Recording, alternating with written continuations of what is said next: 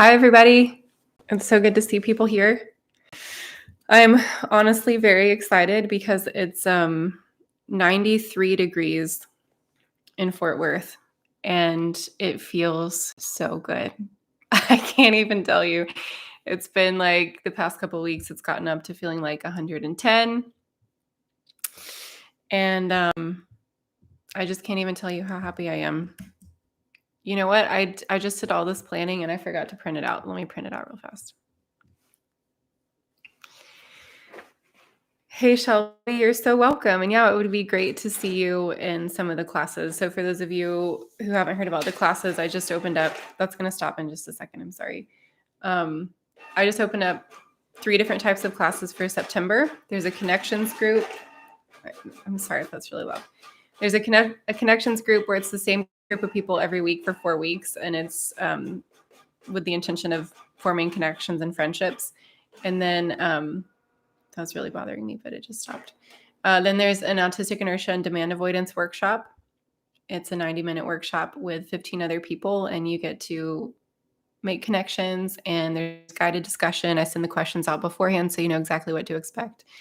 And then there's a free webinar that I'm doing in September 4 times over nervous system regulation. And if you were there for our live stream last week, it's going to be pretty similar to that. We're going to do actually do exercises for nervous system regulation. So, hey Paz, hey Whitney, hey Lauren, hey Mary, hey Bespoke by Nellie, Ashley Jen, Smickety Smoo. Oh, what a great group we have here today. Awesome. Let me grab these papers real quick. You're all leaving. Okay, I'm back. That was a journey. So it turns out I have so much to say about autism and employment. Cat emoji, Whitney. You have your tea. I have my decaf coffee. And my new favorite thing is the almond and coconut creamer at Trader Joe's. I don't have one close to me, so whenever I go, I buy like a lot of it and keep it in my fridge. Okay, awesome. Well, what I've got planned for us today, I honestly was just going over a lot of the questions that came in because there's so many things that people are wanting to know about autism and employment, and I have so much to say. So I did my best to kind of make sense of it all. I do, one of my goals would be to kind of do an autism and employment series where I pair up with other autistic YouTubers and we kind of talk about, honestly, what's kind of on my heart to talk about is entrepreneurship. Maybe not diving into that today, but I love being an entrepreneur. I consider myself a serial entrepreneur. And so I'd really like to dive into this topic because I know that our community is underemployed, unemployed. We have pretty high statistics there. And I think in large part, it's just because we don't have a grid, we don't have a framework for how to incorporate ourselves into the workforce. It's not that we can't, it's just that we haven't been well accommodated and there haven't been great support systems in place to help us navigate that. So I think the more we talk about it, the more we can, find success in the workplace, because I think our minds are very necessary in the workplace. I think that we advance ideas, we create new ideas, we can look at things with a fresh pair of eyes and like a fresh perspective. We're so good at making connections. We can see something that somebody's seen a million times and make a new connection about it, like, oh, well, what if we tried this? So I think there are so many benefits to having neurodivergent people in the workforce. And I think a lot of where we struggle is just that we don't have an example of how to do it. So I love talking about it. And I'm going to do my best to keep things, hi Gemma, to keep things cohesive. I do have a bit of ADHD brain today. My car has had I feel sad talking about it. I guess I'm really sad about it. My car has had so many problems for like the past 3 months. And I just found out this week that it needs a new transmission. And it's an old car. And it's just been very overwhelming. And as you can imagine, the idea of car shopping, like especially for an autistic person, where I'm like just tell me how much it costs. Like, I don't want to play this game with you. So anyway, that's not what we're talking about today. I'm coming here today feeling a bit frazzled, honestly, because that's what I've done all morning, is try to figure out what we're doing next with my car. So try to do some nervous regulation on the spot here. Car issues do stink, but the thing that stinks the most is that one thing that I did for myself that I've always wanted to do, like since high school. I have always wanted a subwoofer in my car. And so at the beginning of this summer, me and my brother installed the door speakers, the tweeters, and the head unit. We did it by ourselves. And then I had the subwoofer installed because you had to drill a hole in my car and I didn't want it. Anyways, this is not what you asked. But the sad part is I just had this like epic sound system installed in my '05 Hyundai. And I love it so much. And like, it's something that I've always wanted to do for myself. And I finally did it. And it was like a really big decision. And then now my car has just decided to like die over and over. Okay. I'm sorry. This is all that I've been dealing with this week, and I'm overwhelmed by it. So I am grateful to everybody here, and I will switch over to our topic today, autism and employment. So what I would like to do is I'd like to share a little bit of my journey with you to kind of let you know how I embarked on this entrepreneurial path and kind of give you some tips and vibes for that. But then I also want to talk about thank you for the empathy with car problems. It just makes you feel so ungrounded and unmoored. It just affects everything, especially with kids. It's like you just need to know that you have reliable transportation. Okay. So the other thing I want to talk about is, if you're in a place where you're either unemployed or you're in a job where you're like, do I stay here? I want to talk about, should I stay or should I go? Okay, we're going to talk about that. And then we're going to talk about some accommodations that can be made in the workplace. We're going to talk about the interview process. That's maybe one of the things that people ask me the most about, is the freaking interview process, right? Because a lot of us feel like there's so much masking involved there. And then we'll get into some of the questions. I also have so many resources to share with you. We'll get into the questions sent in. There's been, I don't know, maybe 100 questions sent in. So I was trying to pick some from Instagram and YouTube, and then I'll try to do some in the chat, from the chat today. But don't put your questions yet. If you put a question, I'm not going to remember it because I'm going to do that at the end, okay? You can ask other people questions. Thank you, Kitty Waffles. My daughter would adore oh, that's so sweet. My daughter would adore your username. She's obsessed with cats. I asked this is a bit off topic, but my son, I'm trying to find like an extracurricular thing for him because he's not a sports kid. And I said, well, buddy, what do you want to do? Like, what sounds good to you? And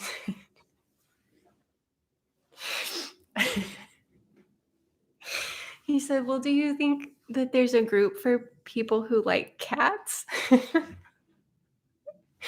So that's what he wants to do after school, is just like be in a group of people that likes cats. So anyways, I just thought that was the cutest. Hey, Claire, you are here. Claire would be in an after school group of people who just hangs out to talk about cats. Fellow autistic YouTuber in the house, Woodshed Theory. Good to see you. Okay. All right. So that's our plan for today. So yes, I consider myself a serial entrepreneur. I went to school for music. I was on a flute scholarship at TCU, Go Frogs. And in order to receive my scholarship, I had to be a music major. That's what I wanted to do. But also that was like, at the time, I didn't feel like I had a huge choice because that was going to pay for my college. And I'm like, yeah, let's do that. So I studied music, and I thought I was going to do that somehow, like maybe be a flute teacher, but also what I wanted to do was be a pastor. And so actually in college and then right out of college, my ex-husband and I I hope that's not a bombshell for those of you who are just joining for the first time in a while, but got divorced this past year. Don't worry, things are so much better now, and I'm so much happier. But my ex-husband and I were youth pastors at a church for a while, and we got to work with middle school and high school kids. It was awesome. But the politics of the church, which is a whole nother story for another day, everything just wasn't what we thought it was going to be. And so I thought that I was going to have a life in ministry, and that is not what happened. Um, so after that, I was completely burnt out, like the most burnt out I've ever been in my life. There are a lot of instances of like being taken advantage of in the church, just emotionally and with our commitments, and so many things that led me to just feeling, I was too young to know how to set good boundaries for myself. And so I let people walk all over me. And I had given so much of myself, even during college. Like I graduated in 3 years because I took so many hours. And I was also serving at the church like 3 or 4 nights a week while being a college student, graduating in three. So I gave so much of myself that it landed me in utter and complete burnout. Like I don't remember that time period in my life. Like when I see pictures, actually just the other day, it reminded me, I saw pictures, like I don't even remember that happening. I don't remember who I was then. I don't remember. So that was a very, very hard part of my life. I had to kind of come to grips with, I don't know what I'm supposed to do. I don't know who I'm supposed to be. And I have this music degree. Um, and I thought I was going to be a pastor, but that lifestyle is not looking like it's something that I thought it was. So the cool thing is that my whole life up until just like 2 or 3 years ago, flute lessons have always been happening. So that's such a great thing that that I have had to fall back on. I've always had a flute student or two that I'm teaching, and that's been such a great skill for me to have, and I'm so grateful that I got my music degree. So through all of this and through all of my career endeavors, I always had a flute student or 30. At one point I was doing it mostly full time, 30 or 40 students. So after my intense period of burnout, which many of you are at now, many of you are in a place in burnout where you're receiving unemployment, or you've been unemployed for a while, you don't know how to get back into the game.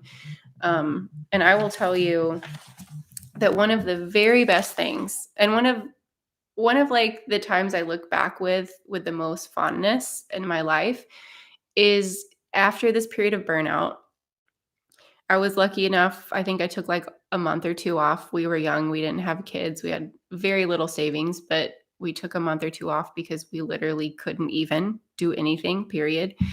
Um, but the time that was so great is right after that. I was like, I just want a job that like doesn't matter, that's like over at the end of the day, doesn't require a lot of emotional energy. So what I did is I got work as a cupcake baker in a bakery. And honest to goodness, it was one of the best decisions in my life, because every day I made the same cupcakes. I used the same scoops. I put the same frosting on it. I did the same dishes. I worked with the same customers. It was like this assembly line every day where I knew exactly what to expect. And I also was around like things that made me really happy, because I've always loved to bake, and baking is one of my special interests. Where since I was young, I've always loved to bake. Thank you. I actually designed this T-shirt. Lith, your username. I don't know how to pronounce it. Mom on the spectrum.life. Okay. Yeah, Whitney, it was dangerous, but I was around so many cupcakes that, you just get to a point where you just taste a little bite and you're like, okay. I promise it gets to that point, because I made thousands of cupcakes. So for those of you who are in a period of burnout, you're like, I don't know how to get back in the game. And, this should go without saying for like the rest of my videos forever. If it makes sense to you, take it and run with it. If it doesn't make sense for your life, throw it out. There's so much other advice and input that you can get all over the internet. If it doesn't work for you, that's totally fine. But my advice for you in burnout would be, identify your special interests, maybe. Is there a way that you can monetize that, even if it's easy? But also along with that, okay, there's two different sides. Can you monetize your special interest in an easy way? Or can you find something to do that is so predictable and routine? Because honestly, I felt like that was so good for my nervous system. It was predictable. I knew it was coming every day. I knew who I was working with. I didn't have to like continually be learning new skills, all this kind of stuff. Can you do something that's very monotonous and routine? Again, that might not work for you, especially if you're heavy on the ADHD side. You might need more spontaneity and creativity. So maybe special interest would be a better uh, avenue for you. But I think there's something to say about being in a period of burnout and letting that lead you into a period of healing and not biting off more than you can chew with a big scary job, right? So sometimes in our life it calls for there's a word that I can't think of right now.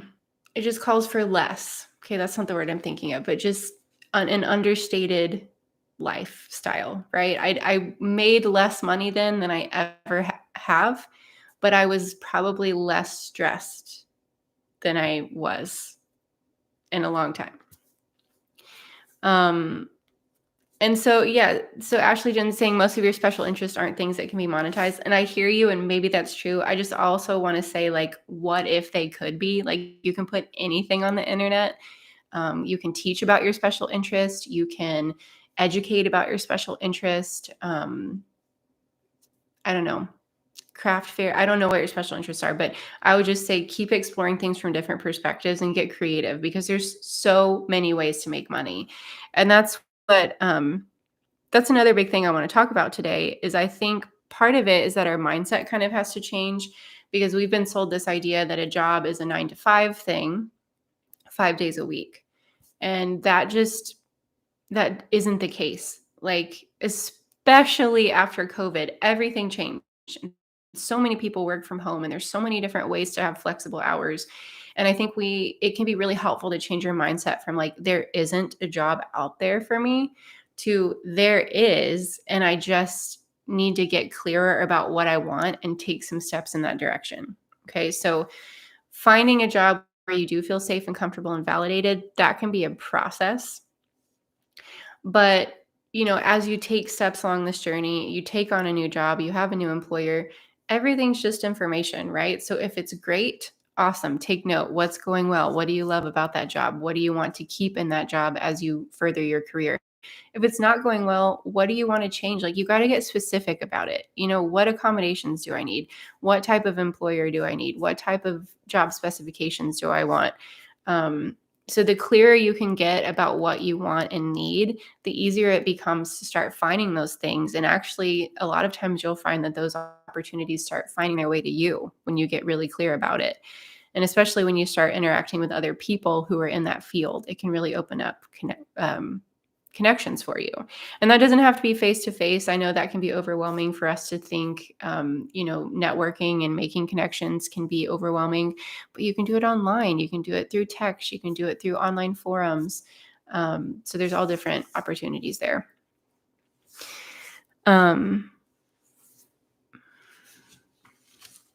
Yeah. Could transcribe subtitles. Yeah. That's what I actually looked into before, stuff with the channel kind of took off is I just wanted to like type. I love to type. And my aunt has been a medical transcriptionist, I think is the word, for a really long time. And I was trying to look into, jobs where I could do something like that because to me that would be really healing. But this comment came in. Sorry if the paper is really loud.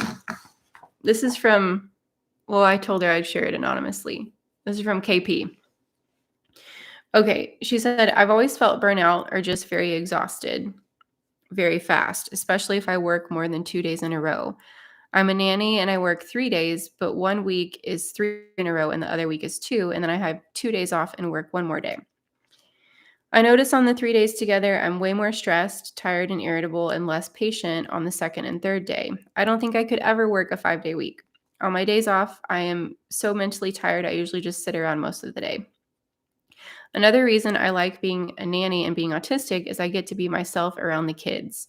No masking or having to figure out adult conversations or worrying about how I might come off as odd.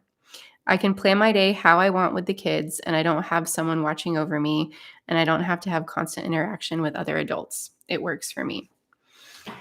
So I love this example from KP because I think it just shows us that, and we know this, but there's so many different ways to have a job.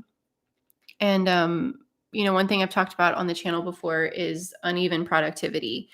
And that's my life. Like, I don't know what y'all see on the outside. Remember that I'm a human, and like you're seeing these videos come up and you're seeing, I don't know, maybe it looks put together. I don't know. But like, my days are so uneven. Like, whenever this week, I think I had 4 Instagram posts in one day. And then the next day I was like, I don't even want to open Instagram. Like, I'm going to sit on the couch and I can't do anything. So I have these days where I get insane amounts of things done. And then the next day I wake up and I'm like, I guess I can't do anything today. When you have those days and your body's just like, no, I'm not doing it. I can't complete a thought. I just need to lay down. Very easily upset and irritable. So that's what my work weeks look like. I start with a plan and I try to stick to the plan. But there's so much uneven productivity that comes with being autistic. And so I love that example that KP shared, because that's a great way to accommodate that uneven productivity, is to find a job where you can have some days off and some days on, with a pretty alternating schedule. And then again, maybe working with kids so that you don't have to mask. You can be who you feel like you want to be and who you really are.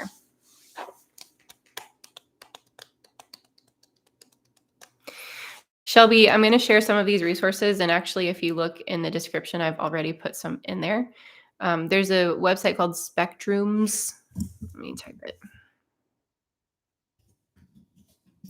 Spectrums. I can't remember if it's .com or .org, so maybe just Google it. But they help people on the spectrum find jobs. Also, Higher Autism. And again, I can't remember. That might be Higher Autism at org. I can't remember. And then if you haven't already downloaded my Big Autistic Resource Guide, there's a whole section dedicated to resources for professionals, I think is what it's called. And there's a lot of resources on there. My new favorite one that's not in the Big Autistic Resource Guide yet, I need to add it, putting the link in the description. This is called the Ultimate A to Z Guide for Neurodiversity at Work. And what that is, it's a list of, I'm looking at it now, maybe 100 links to more information related to autism in the workplace. So that link is also in the description. Don't worry, I've saved it for you. My eyelashes are bothering me. Anyways. Okay. I got a little distracted. Okay.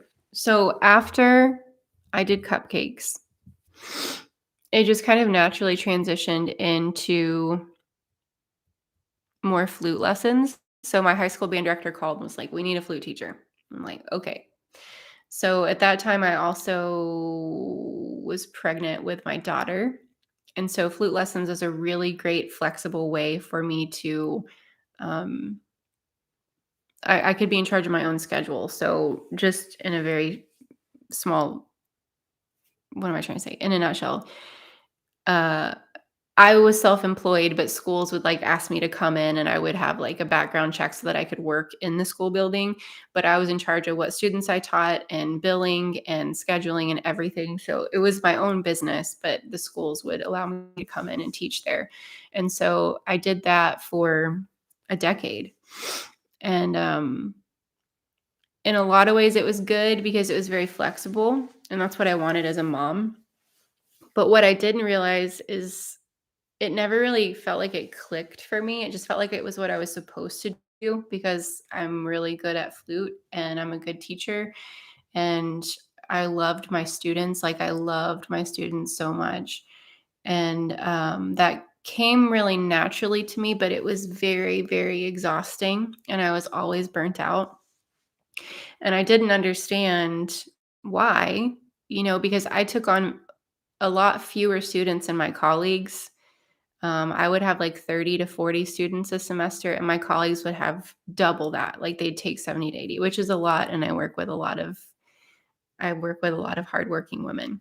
But after I after I started, yeah, it was 1099 for some of it because I would teach classes, but then it is complicated. There are different income streams, but yeah. Um,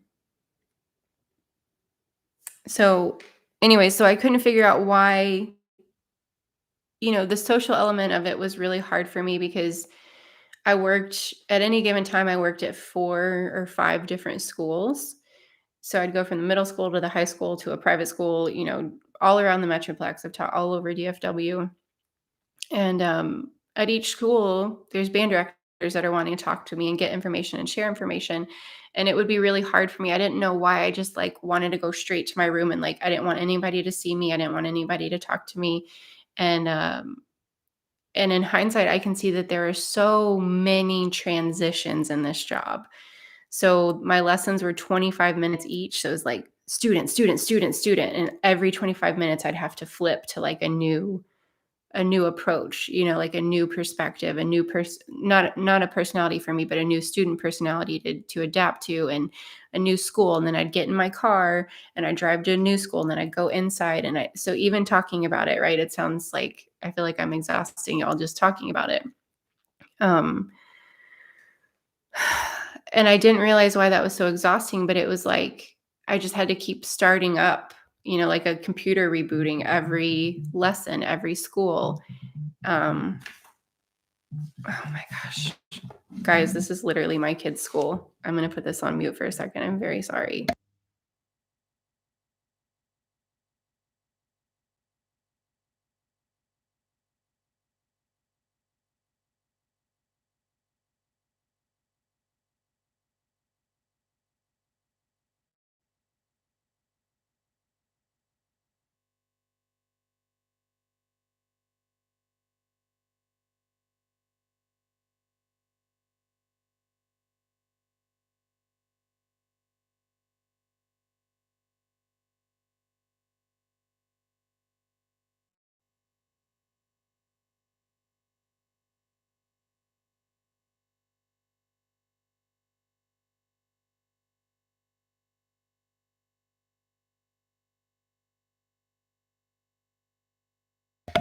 I'm sorry. That has never happened before.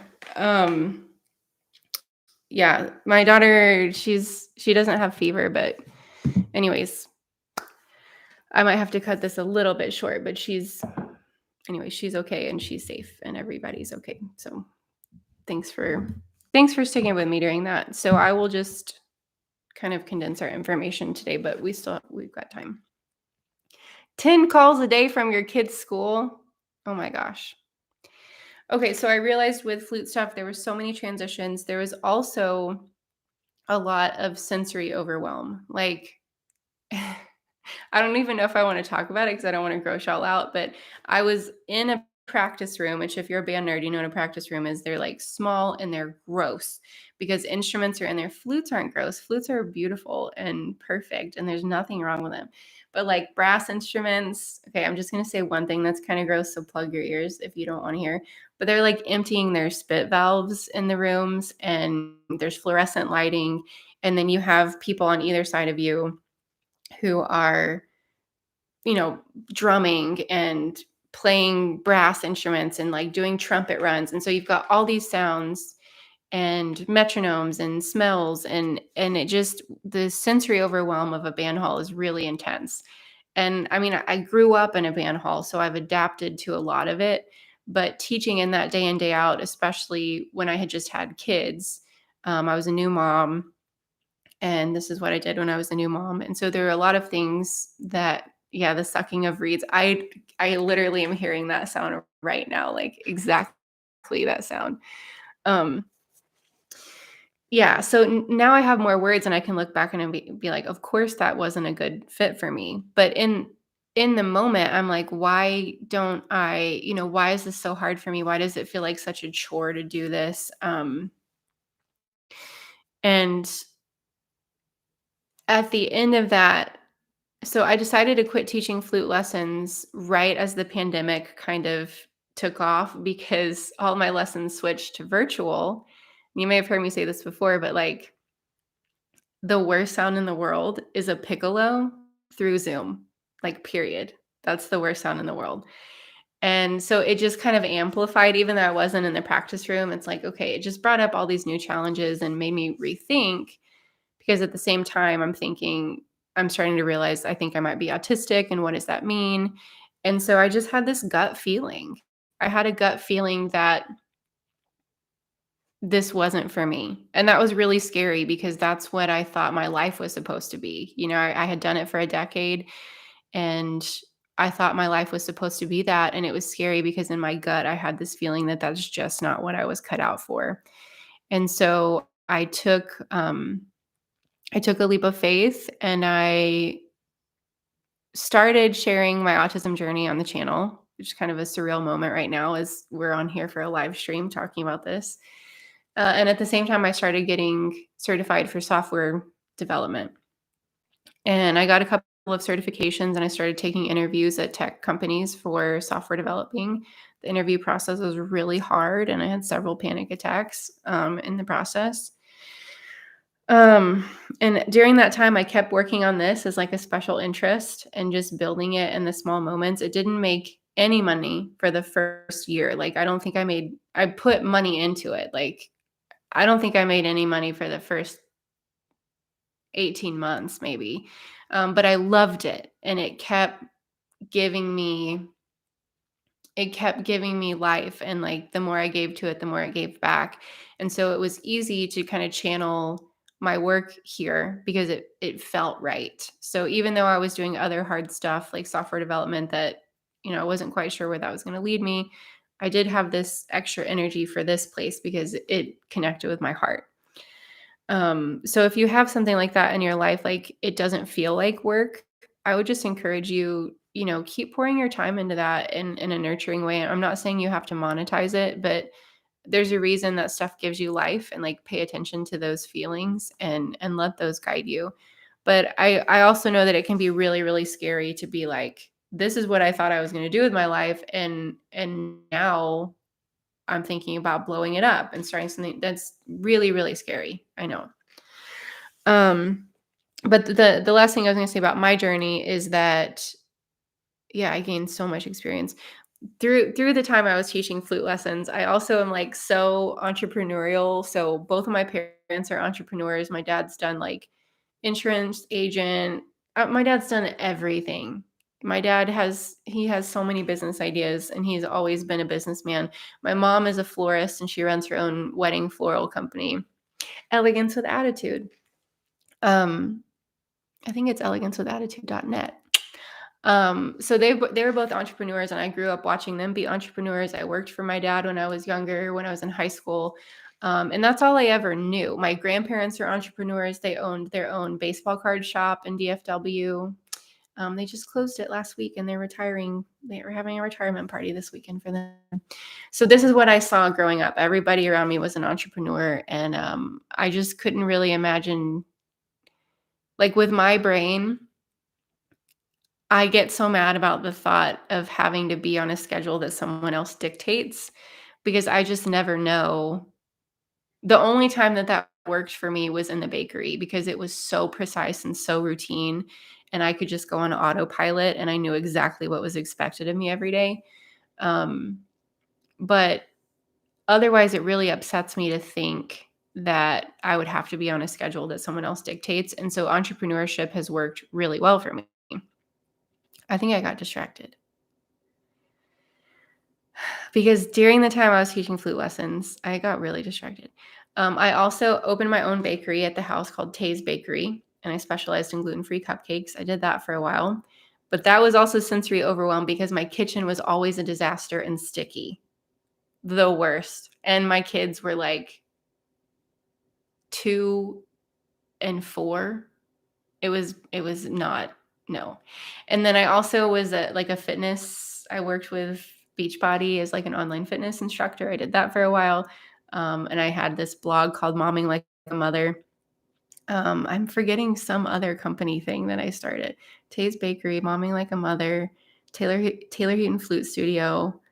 Um, so I've had all of these entrepreneurial endeavors, and I really truly feel like this, like in this moment, sitting here in this chair, it's like all of those endeavors, even the church, like the ministry, every single thing I've been through has led me to this point. And I feel like emotional saying that because I just want to encourage you. I really don't believe that anything is in vain. Like all of the experience that you've had up to this point, you can use that. Like that is all a part of who you are and what you have to offer. And it will make you more creative and stronger and help you see new perspectives and angles on things. And so it's really, really cool because I can clearly see in a lot of ways specifically how each one of these entrepreneurial endeavors has led me to be sitting in this chair right now.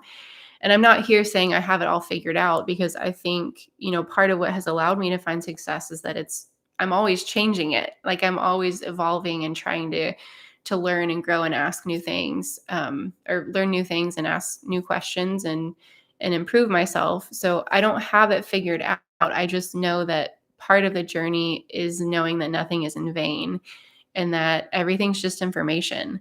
So as you make decisions, as you make choices, failure is really only failure if you call it failure, right? You can also choose to just take it as information. Oh, I did the best that I could in that situation and it didn't turn out the way I wanted it to. So here's what I can change next time. You don't even have to call it failure. Honestly, it's not like what's the point in calling it failure? It's information.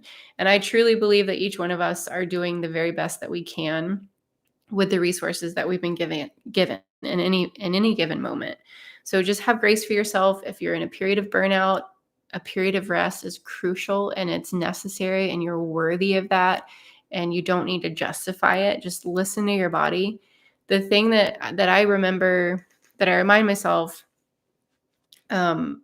I love to work. I love it. And I love to work hard and I love to be creative and I love to work for long periods of time. But that only happens when I'm well rested.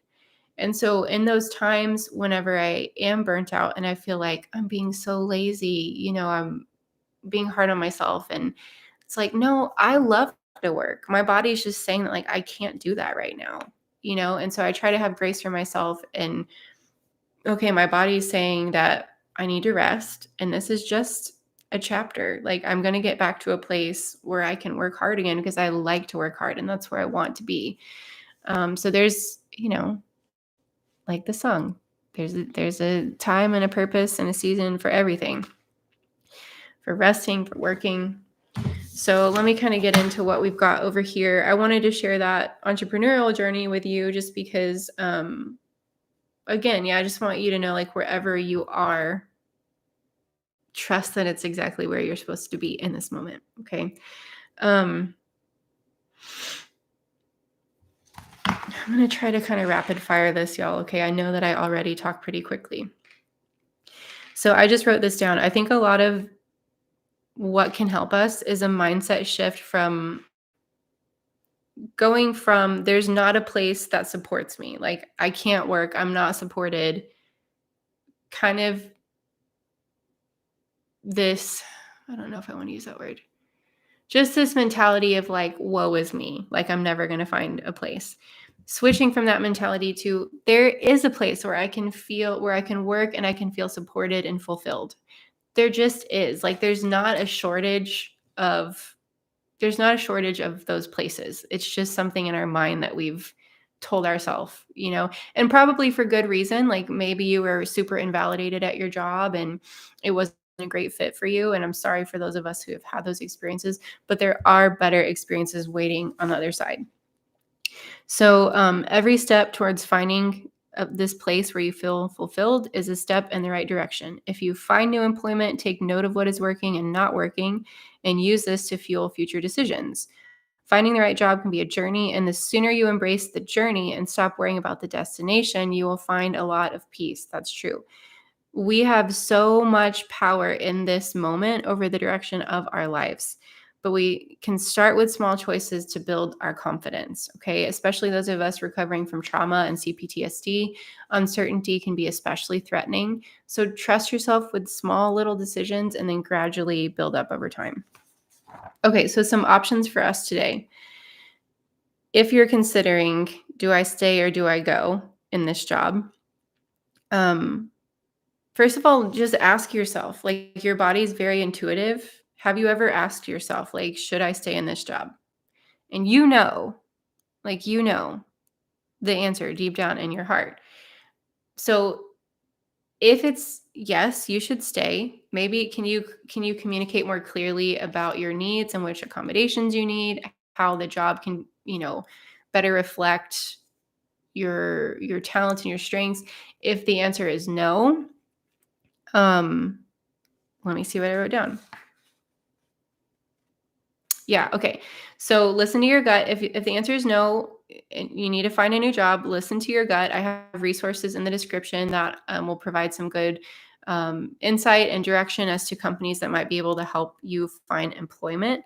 The other option would be to start your own business, but I say that lightly because this isn't something you just want to be like, bye, old job. I'm an entrepreneur now. Like, that's not a great plan for success with entrepreneurship. And maybe I can do a whole video on just entrepreneurship because there's too much to say.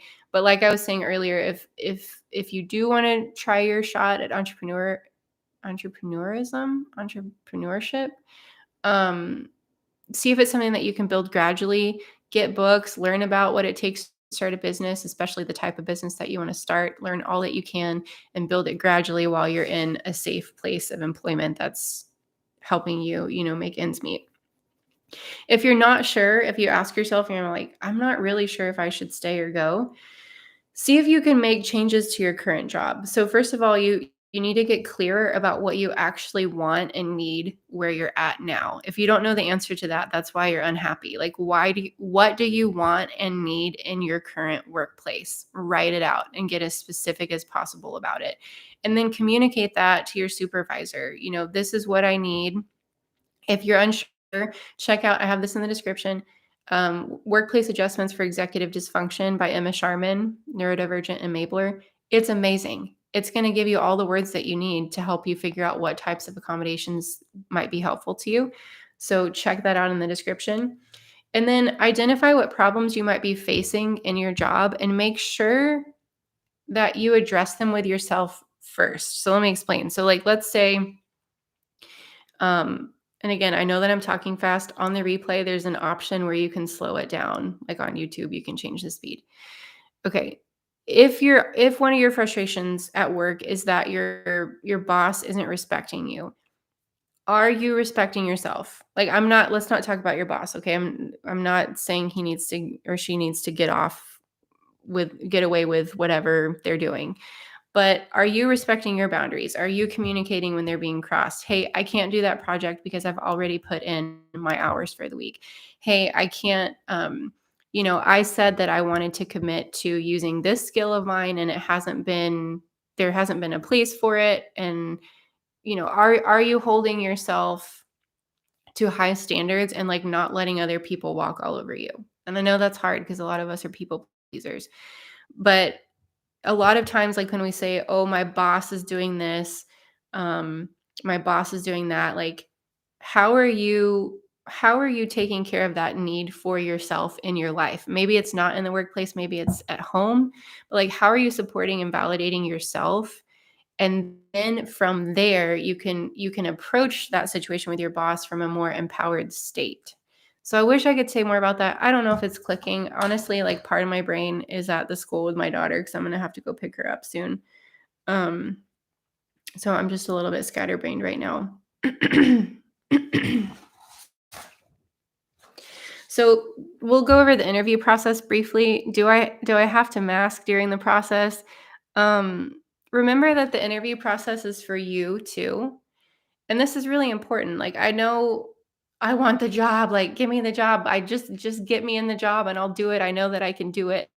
But you also want to interview the company and make sure that they're a good fit for you because you come into that interview with the mindset that you're an asset, like you're a hard worker, you're creative, you're going to bring new perspectives into this company, and you're interviewing them to see if they're going to be accommodating of who you are and what you need. And so if you're in that interview and you absolutely feel like you can't be yourself, then that's probably not the place for you to be. Um, that being said, before the interview, I would reach out, if possible, to the HR department or the hiring department or whoever's conducting the interview and ask if there's someone you can speak with about disability rights and accommodations. And I'm just using the word disability here because that's kind of that's the language needed in order to get to the right department. But there's a lot of accommodations that can be made on the front end for interviews. For example, a lot of them can be done virtually now. You might be able to have the camera off.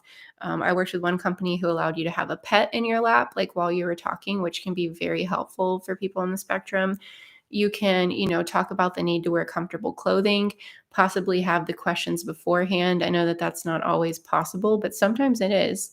Having the questions beforehand, and really just having an opportunity to speak with someone at the company first about where you're coming from. So if it is with HR, they don't have to disclose, like they don't need to disclose what you say to the hiring person, right? Like there's some anonymity that comes with it, but sometimes it can just help to have that initial point of contact where you're figuring out what your options are. And again, that guide that Emma Sharman made, the workplace adjustments for executive dysfunction, that's going to help you going into the interview to know what types of things to ask for. Okay. And then I wrote down something here: be yourself as much as you can be while practicing reasonable social norms. Okay. And that's a whole can of worms, I know, but just be yourself. Try not I never want to say try not to overthink, because then I know that like sets off sirens in our brains like, I can't not overthink. Be yourself, practice reasonable social norms that don't feel like they're violating your boundaries or making you be somebody that you don't want to be. And know that like the right company for you is going to accept you as you are. Okay. And again, there's something in there, like a mindset change, going from there isn't a place out there for me, kind of this like on the defense, like I'm not never going to find a place, switching from that to there is a place for me where I can be myself and that is going to accept me. That's just like a big mindset shift we can make. The next resource that I can share, and I think this is just an American resource, is Glassdoor.com. You can go on there. Like when I was interviewing with Charles Schwab for a software development position, um, there I could select the position that I was interviewing for, and people had written in with the exact questions that were used in the interview. They shared the names of the interviewer, they shared how long it was going to be, they shared, some recommended answers to the questions. They shared how much the salary was. So Glassdoor is a really, really great resource, especially for larger companies. You can get on there and find out a lot of information before you actually even take the interview. Okay.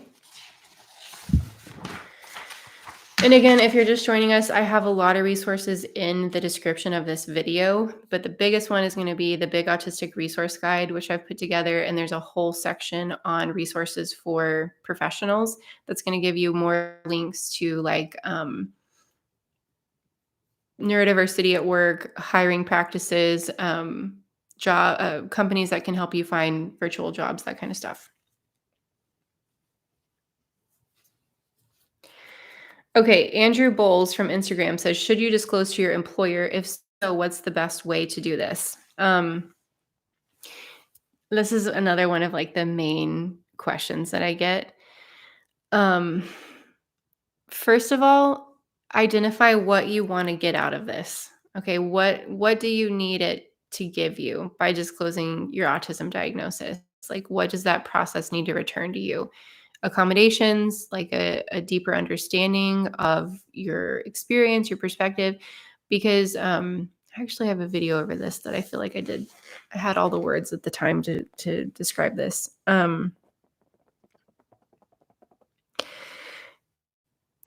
It's easy for this to become a situation where you are the person who feels like you have to advocate and educate, because a lot of times, unfortunately, autism is misunderstood and people automatically have an idea of what an autistic person should be like, right? So you might share this in the workplace and it might, you might feel immediate invalidation because the person you shared it with doesn't understand. And so then you might feel a weight of, do I educate? Do I advocate? Do I inform? And it's very easy to kind of lose yourself in that, especially in a workplace where you're already being hired to do a specific job. I would recommend that you don't add to that list of responsibilities, the need to educate your office on the ins and outs of autism. Some of you might want to take that on, but I'm telling you, that's I just feel like that's a lot to add on, especially in the workplace. So, what I think it boils down to is, first, I would recommend for most people starting with a list of accommodations that you need, without using the word autism, unless you just want to. Like, there's nothing to be ashamed of there at all. I'm proud of saying that I'm autistic. I just don't always want to unpack that for everybody. But again, that workplace adjustments for executive dysfunction guide, it's going to give you language and vocabulary to understand how to put some of your needs and accommodations into words. And actually, she's kind of designed that guide to be able to be given to employers, in some instances, like if they're open to learning more about accommodations. So, oh, good. You said Glassdoor is also in Europe. That's good to know. Um, One resource that I wanted to share with y'all. Did I finish what I wanted to say about that? So I think when it comes to sharing a diagnosis at work, just use your judgment. And if you feel like you work in a supportive environment where you can be heard and met with that information, then you would start in the human resources department. And from what I understand, like, that information is kept private, or at least you have a say in like what is communicated. I don't know all the ins and outs of it, and my brain is slowing down, but start with the human resources department. I'd recommend starting by just asking for accommodations without using the word autism. But if you do want to go that route, there's nothing wrong with doing that. You just might be met with some incorrect perceptions of what autism actually is. NBC The Office said, at what point does fake it till you make it in a job become masking to an unhealthy degree? So, I think in a lot of situations, even for non-autistic people, sometimes we have to fake it, like we're not feeling it, and so, we go to the meeting anyway or whatever. But I think in your body, when it goes too far. Like, it goes from a place of like, I didn't, that was exhausting, to that felt kind of like a violation of who I am to do that. Do you know what I'm saying? There's a fine line of like, that didn't feel good, to I don't want to do that again, you know? So you'll know when you're in an environment that is just like taking too much from you and your boundaries aren't being honored. So use your internal compass to know that. I think, unfortunately, just part of life sometimes is that, I'll use being a parent as an example. I don't always feel like making dinner, but like my kids need to eat. So there's times when you just have to push through. But when you find yourself doing that over and over and over again in the same environment, it might be a good idea to like take a look at that and, find a place where you're going to feel like you have more spoons, like you can have more spoons and more energy resources during the day. Okay, Boy905 says, what are some ways to keep up with tasks outside of your job? I struggle with being able to do anything at home because working 40 hours a week is so draining. Yes, and that's kind of what I was talking about earlier. Trust your body when it says it needs rest. And I think a lot of times we feel guilty for taking as much rest as we really need or want. But, in my perspective, when I do take that time to rest adequately, I can work hard, like, I can get a lot done. Um, and so trust your body when it needs rest, like, allow yourself to receive the rest. I know that sounds weird, but if you're laying down thinking like, "I shouldn't be resting, I should be doing something, I should be doing something," allow yourself to be fully present in that rest, because it does make a difference and it does help your nervous I'm like more fully engaged in the rest.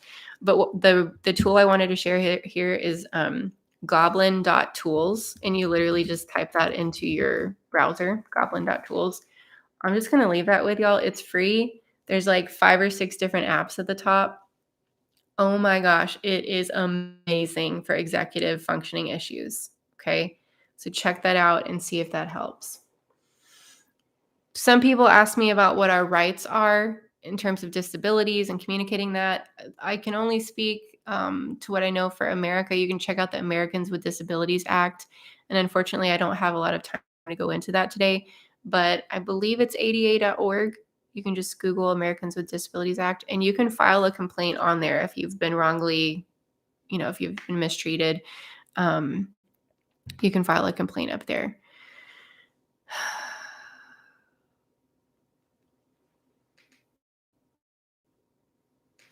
Yeah. So I'm going to be real with y'all. Like, I wanted to get some more questions, and it's already almost 2:00. So maybe we'll do a part 2 of this. Something fun. I'm going to go see Lady Gaga in Las Vegas next weekend.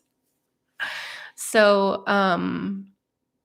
I'm super excited. So I won't be able to do a live stream next Friday, but I do want to continue with these Friday live streams like the week after that. So I'm going to take next week off, and I'm super excited. Gaga's doing a jazz show in Vegas, and it's always been on my bucket list since she started doing it. But yeah, Lauren, I think there definitely needs to be a part 2 here, and I need to kind of collect my thoughts a little bit. I was thrown off with that call from the school in the middle of everything. I do want to mention, I started connections groups back up. Connections groups are one of my favorite things that we do here with Mom on the Spectrum. It's a group of the same people who meet once a week for 4 weeks, and it's an hour long, and the conversation is based off of questions that you want to explore and that you've always wanted to ask other autistic people. And so we go through questions, and we connect with each other, we share our stories, and it also comes with access to my online community, which is where you can post and interact with other people, ask questions, share stories. So if you're interested in the connections group, you can sign up at taylorheaton.as.me. And there's also a link in the description. So basically anything that I've shared today, there's a link in the description. So check out the connections group. Those actually start next week. There's one on Wednesday and one on Thursday. So I realized I didn't really get to take very many questions. I will keep making a list of this, and this will be our next live stream too. Okay, we'll do a part 2 of autism and employment. So keep the questions coming in. You can put them in the comments here. And I think that's it. Was there anything else I was going to? Oh, yes, I have a brand new video that's coming out in 2 minutes, literally 2 minutes, and it'll just roll you right into it. So if you stay on this page, I think it's just going to roll you into it. My new video is over. What's it over, Taylor? It is autistic meltdowns in relationships. A 3-step strategy for getting your needs met. There it is. So this is a very common question that I get asked. How do you deal with meltdowns in a relationship? How do you communicate with your partner about how they affect you? So I tackled this topic in my video, and it's going to be coming out in 2 minutes, and you'll have immediate access to that. If you want to get early access to my videos, you can become part of the Inner Circle. It's just a $5 a month contribution, and you get 24-hour early access to my videos. You get fun little emojis, and you might have noticed some people have special like badges, like Whitney, and let's see what other members we got here today. There's some up at the top. The little rainbow badges that change colors depending on how long you've been a member. So that's just on my homepage, and it says like join. So that's how I prioritize comments on my videos, because like right now I have 18,000, literally I'm like 18,085 unresponded to comments. And so I prioritize those based on channel members, just because I really appreciate the support, and channel members do a lot in terms of participating and like talking with other people and being supportive and validating. It's an awesome community we have here, very supportive. So if you want to do that, that'd be great. Thank you, Kelly. I really appreciate it. I've never done this where it rolls into a video. It's 2 o'clock now. I don't really know how that works, so I'm gonna end the stream and then just see what happens, see if it rolls into another video. If not, you can find it on my homepage. Thank you everyone so much for your patience, and I might have come across scatterbrained this time. But I'll post more information. Just stay tuned, and I'll post the date for our next live stream before too long, maybe next week. Okay. Thanks, everyone. It's always so good to see you. Thanks for being a part of the community. I'm very grateful. Okay. Bye.